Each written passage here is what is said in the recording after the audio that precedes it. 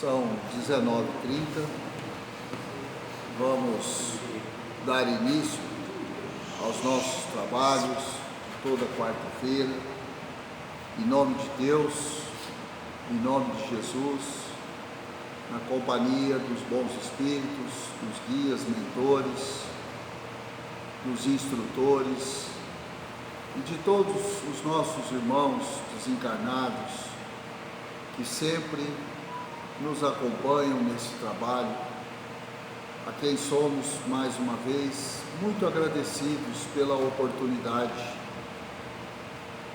e cada vez mais sabemos da importância do aprendizado. Por isso, o nosso esforço em continuarmos essa jornada, porque é a consolidação da nossa fé, é a firmeza dos nossos passos e a certeza de estarmos na caminhada evolutiva dentro dos princípios divinos. Pedimos à espiritualidade que zele pelo equilíbrio vibratório no ambiente dessa sala, não permitindo a presença de entidades contrárias aos nossos objetivos, aos objetivos da reunião, principalmente aquelas que nos distraem, nos tiram a concentração, o foco e fazem com que os nossos pensamentos fiquem divagando de forma errante e sem aproveitamento do tempo que dedicamos aqui. E aos encarnados pedimos as preces, as orações, pois é a maneira de nos aliarmos aos nossos irmãos do plano espiritual, criarmos um campo vibratório intenso e facilitando todo o trabalho de ajuda, de instrução que os nossos irmãos do plano espiritual direcionam a cada um de nós, ao raciocínio e o entendimento dos textos para cada um de nós. Então, nossas preces têm um efeito muito significativo em todo esse processo. Pai nosso que estais no céu, santificado seja o vosso nome, venha a nós o vosso reino, seja feita a vossa vontade, tanto na terra quanto no céu. O pão nosso de cada dia, dai-nos hoje, Senhor. Perdoa, Pai, as nossas dívidas, as nossas ofensas, assim como nós perdoamos aos nossos devedores e aos nossos ofensores. E não nos deixeis cair em tentações, mas livra-nos de todo o mal, que assim seja.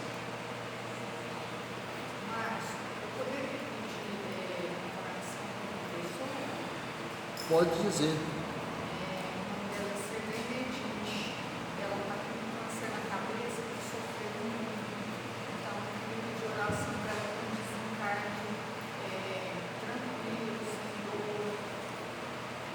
Então, nossas orações dirigidas à nossa irmã Cirlei Edith, que passa aí por provações bastante pesadas, assim como aqueles que a acompanham, com certeza, que todos sejam confortados na medida do necessário para transpor mais essa dificuldade, mas que com humildade, resignação, vão trazer muitos benefícios a todos.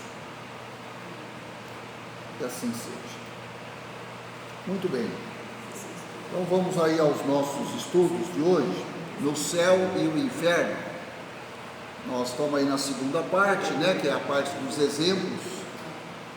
E hoje nós vamos começar o capítulo 6. Começar o capítulo 6, onde estão as comunicações dos criminosos arrependidos. Então terminamos as comunicações dos suicidas, aprendemos muito, vimos muitas situações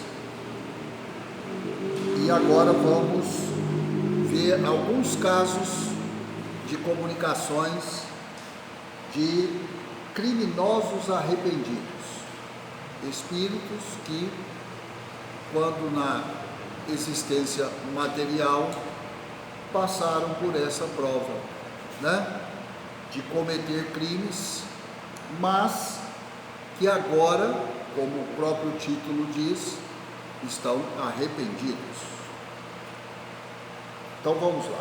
O primeiro caso aí que nós vamos ver é de Verger. Ele é o espírito que na existência foi o assassino do arcebispo de Paris. Arcebispo, a gente sabe, é um cargo bastante significativo, né, na hierarquia da igreja, e o Verger assassinou o arcebispo de Paris. A 3 de janeiro de 1857, Monsenhor Cibour, arcebispo de Paris, ao sair da igreja de Saint-Étienne du Mont, foi mortalmente ferido por um jovem padre chamado Verger. Ele era padre e ele feriu o arcebispo de forma mortal. O criminoso foi condenado à morte e executado a 30 de janeiro.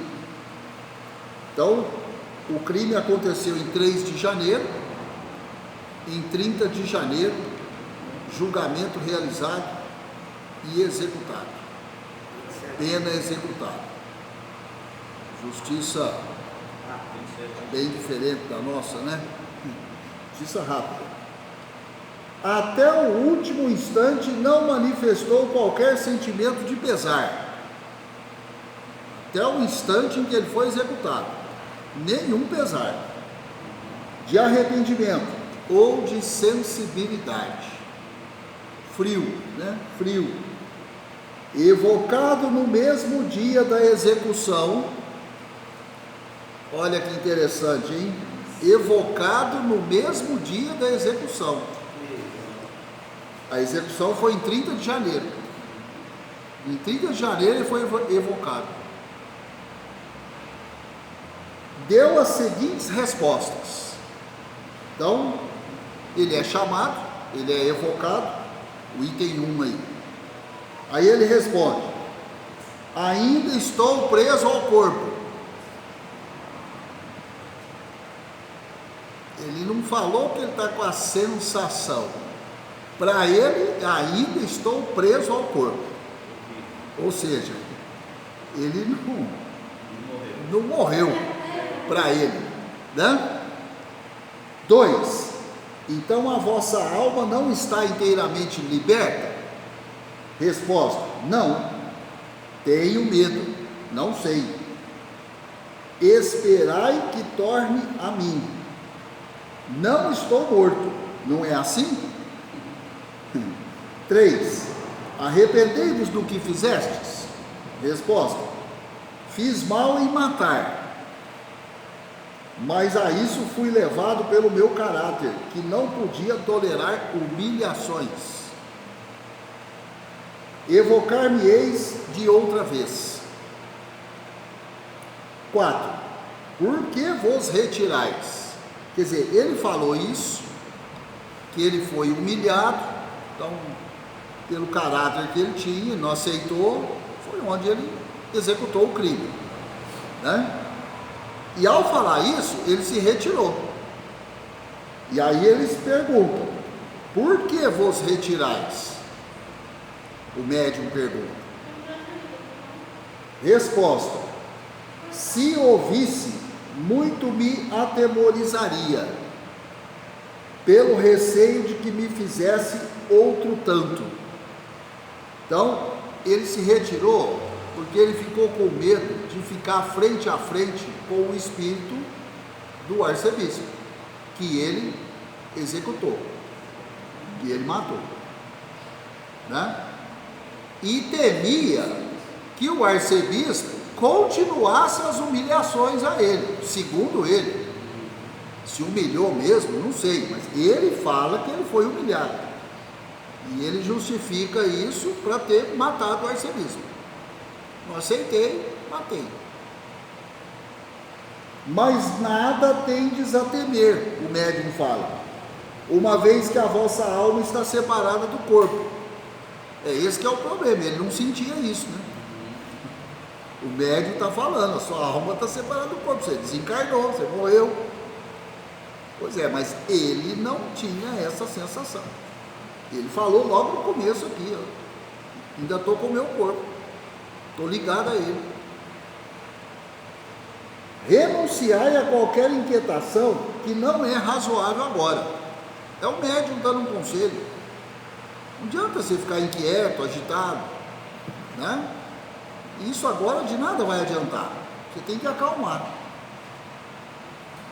Aí ele responde a esse comentário que o médium fez. Só que ele responde com uma pergunta: que quereis?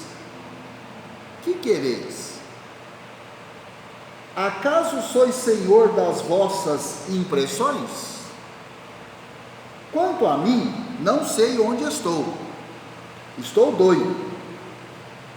Aí o médium continua: esforçai-vos por ser calmo. Então o médium percebeu que ele estava muito agitado, né? Não era para menos. O médium fala: calma, não adianta inquietação agora. Aí ele responde: não posso porque estou louco. Esperai que vou invocar toda a minha lucidez. Ele falando para o médium, então: eu vou tentar ficar lúcido, porque eu não estou lúcido.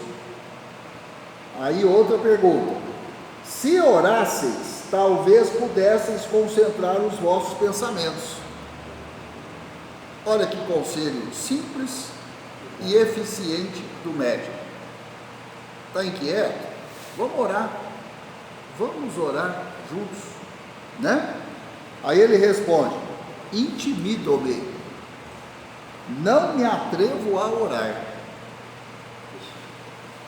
O médium fala de novo: orai, que grande é a misericórdia de Deus, oraremos convosco.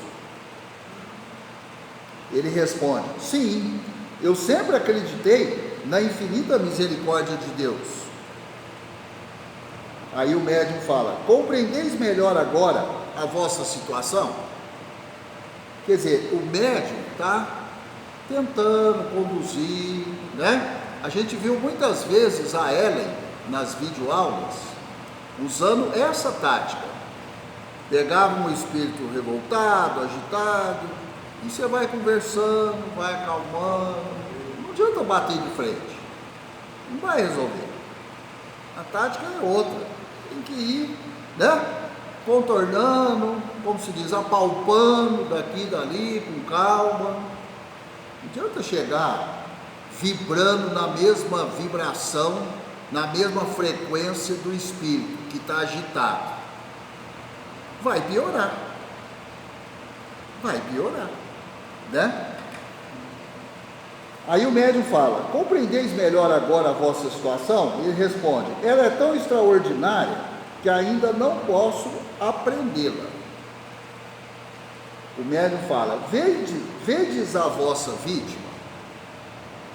Aí o médium já avançou um pouquinho. Você está vendo quem você executou, né? Ele responde: parece-me ouvir uma voz semelhante à sua. Quer dizer, parece que ele escuta a voz do arcebispo. Ele não vê, mas ele escuta uma voz que parece a do arcebispo, que ele matou, dizendo: não mais te quero. O arcebispo falando para ele: não te quero mais. Será talvez um efeito da imaginação, ele pensa, o assassino, o velho.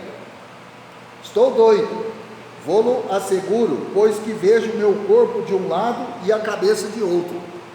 Porque a execução na época, você sabe, né? Guilhotina. Já pensou? Você vê a sua cabeça de um lado, o corpo do outro, e você ainda achar que aquilo tudo é seu.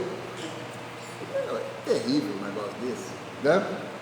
Afigurando-se-me, porém, que vivo no espaço entre a terra e o que denominais céu. Sinto como o frio de uma faca prestes a decepar-me o pescoço, mas isso será talvez o terror da morte. Também me parece ver uma multidão de espíritos a rodear-me, olhando-me compadecidos, e falam-me, mas não os compreendo. Ele está descrevendo o que ele está vendo lá, sentindo, né? O médium de novo. Entretanto, esses espíritos, há talvez um cuja presença vos humilha por causa do vosso crime. Aí ele responde: dir-vos-ei que há apenas um que me apavora, o daquele a quem matei. Então ele vê o espírito. Ele vê o espírito que pertenceu ao arcebispado, né? Outra vez o médium: lembrai-vos das anteriores existências? Ele responde: não, estou indeciso, acreditando sonhar. Ainda uma vez preciso tornar a mim. Quer dizer, e toda hora ele fala isso, já falou várias vezes, ele precisa tomar pé do que está acontecendo, ele está meio perdido, não é para menos, né? O médium novamente, 3 dias depois, reconhecei-vos melhor agora, quer dizer, evocar ele de novo, numa reunião, e aí o médium perguntou: você está melhor? Você está se reconhecendo melhor? Ele responde: já sei que não mais pertenço a esse mundo. Ó, avançou no entendimento. Ele já está entendendo que ele não está no plano terreno mais. E não o deploro. Pesa-me o que fiz, porém meu espírito está mais livre. Sei a mais que há uma série de encarnações que nos dão conhecimentos úteis, a fim de nos tornarmos tão perfeitos quanto possível a criatura humana. Médium novamente: sois punido pelo crime que cometeste? Médium perguntou: você está sendo punido pelo crime, né? Assassinato? Ele responde: sim. Lamento o que fiz, e isso faz-me sofrer. Médium: qual a vossa punição? Resposta do espírito: sou punido porque tenho consciência da minha falta. Essa é uma punição pesada para todos nós. Quando você tem consciência da falta, a punição é pesada. E para ela peço perdão a Deus. Sou punido porque reconheço a minha descrença nesse Deus, sabendo agora que não devemos abreviar os dias de vida dos nossos irmãos.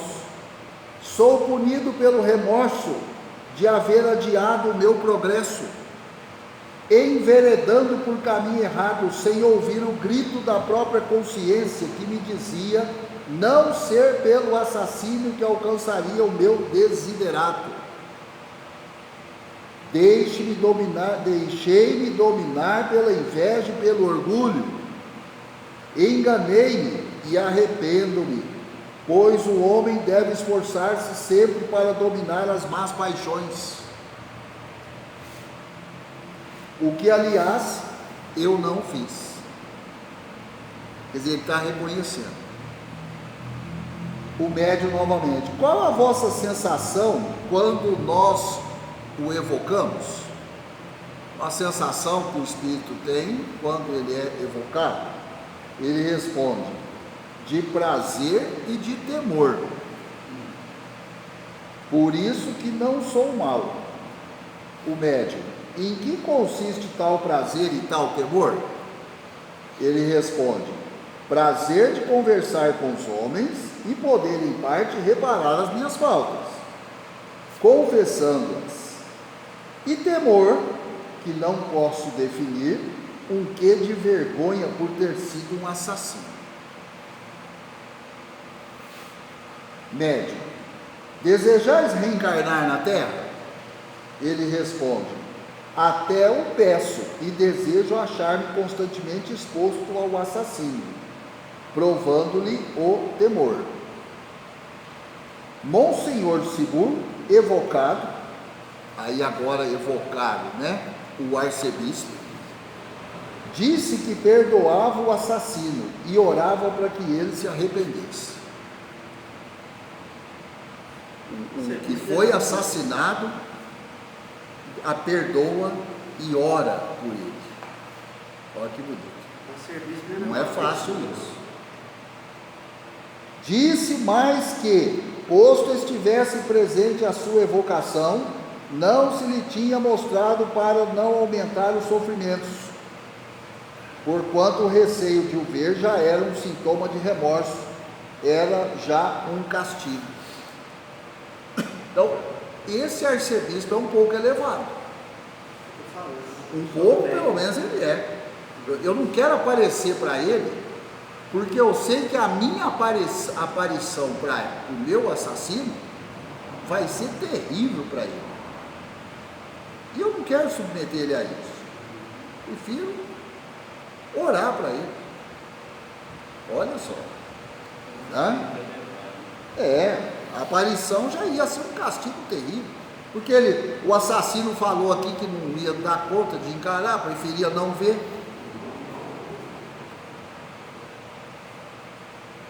O homem que mata sabe que, ao escolher nova existência, nela se tornará assassino.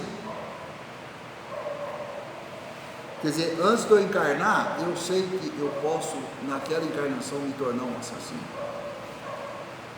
Resposta: não.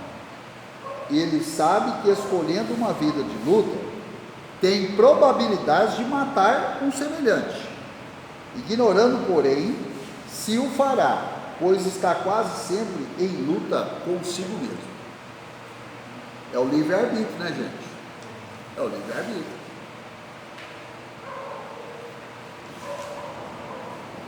Essa é a comunicação, então, desse criminoso arrependido. Aí tem uma nota extensa. A situação de Weger, que é o assassino, ao morrer, é a de quase todos os que sucumbem violentamente. Não se verificando bruscamente a separação, eles ficam como aturdidos. É o caso dele. Sem saber se estão mortos ou vivos. Deve ser terrível isso. A visão do arcebispo foi-lhe poupada por desnecessária ao seu remorso. Mas outros espíritos em circunstâncias idênticas são constantemente acossados pelo olhar das suas vítimas. Ou seja, ele foi livrado de encarar o espírito do arcebispo. Mas outros espíritos em situação semelhante à do velho ficam frente a frente com a vítima. É porque ele arrependeu. Eu li isso também. Mas é mais do que não quis fazer covardia. Exatamente. Não, mas é porque ele arrependeu. O principal é serviço. A enormidade do delito, Weger acrescentara a agravante de se não ter arrependido, ainda em vida, estando, pois, nas condições requeridas para a eterna condenação. Lembra que até antes da execução ele estava totalmente alheio ao que ele fez, e não estava nem esquentando a cabeça que ele ia ser guilhotinado. Estava nem aí. Mas logo que deixou a terra, o arrependimento invadiu-lhe a alma e, repudiando o passado, deseja sinceramente repará-lo. aqui a gente vê nitidamente o que é a influência da matéria. Então, a hora que ele desencarna, apesar dele achar que ele ainda está com o corpo, está vivo, mas já a parte do véu, o véu material cai. Aí ele começou a entender o tamanho da bobagem que ele fez. Que ele fraquejou, né? Mas até os segundos antes da execução, ele não estava nem aí. Nem com o que ele fez, muito menos com o que ia acontecer com ele.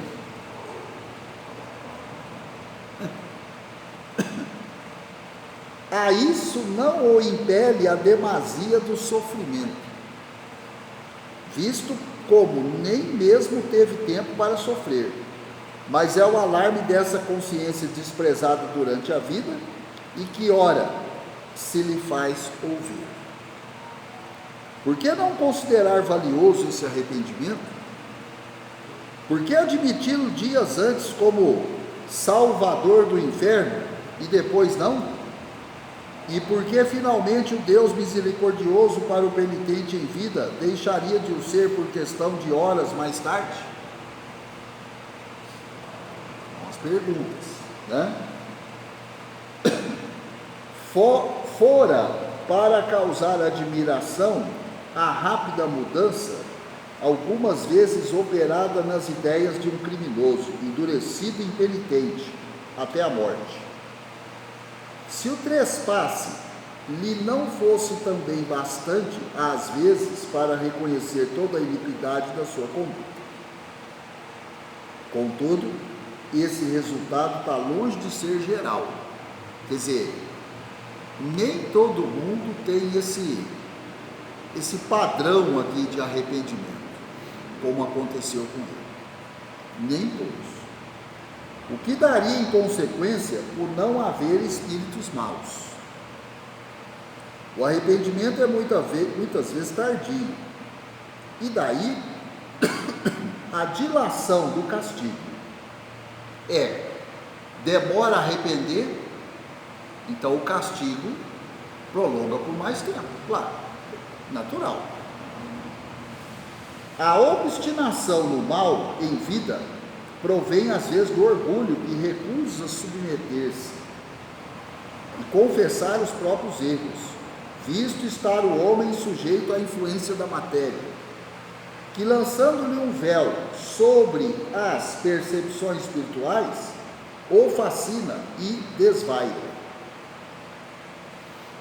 Roto esse véu, quer dizer, retirado esse véu, súbita luz o aclara, e ele se encontra senhor da sua razão. A manifestação imediata de melhores sentimentos é sempre indício de um progresso moral realizado, que apenas aguarda uma circunstância favorável para se revelar. Ao passo que a persistência mais ou menos longa no mal, depois da morte, é incontestavelmente a prova do atraso do espírito. Porque tem espírito que a gente sabe que ele não se arrepende assim, tão rápido não. Pode passar milênios e ele finca o pé. Faço de novo, quantas vezes tiver que fazer.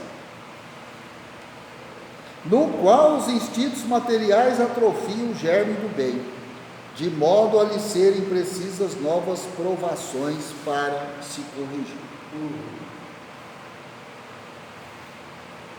Então é isso, né? Nota aí bem explicativa, né? Onde deixa muito claro que o único caminho é o do arrependimento. Aí não fala por que ele matou, né? Mas... Ele, pelo jeito, ele foi humilhado. Lá no começo falou, porque eles perguntaram, por que ele matou? Ele falou, não, eu fui humilhado, o arcebispo me humilhou, né?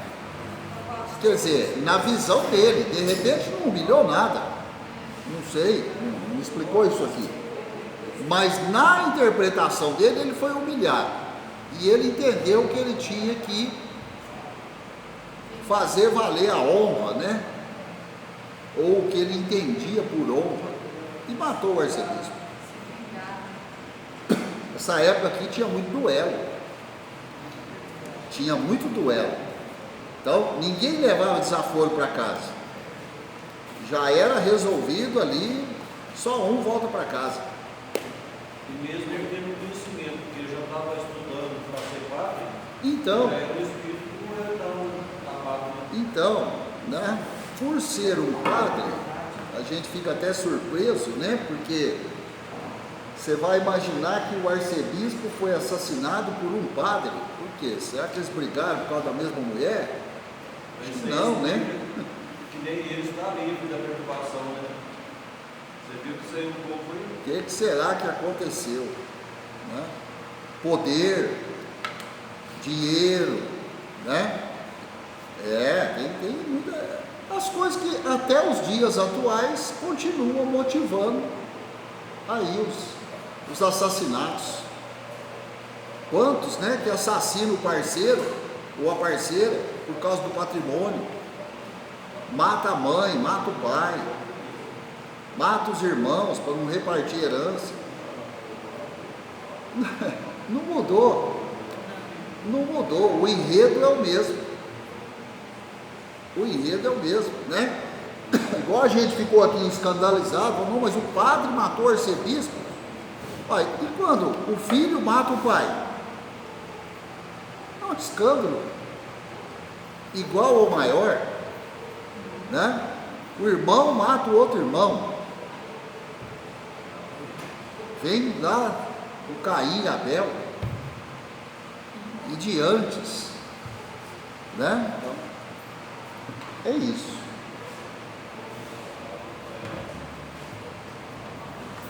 Agora,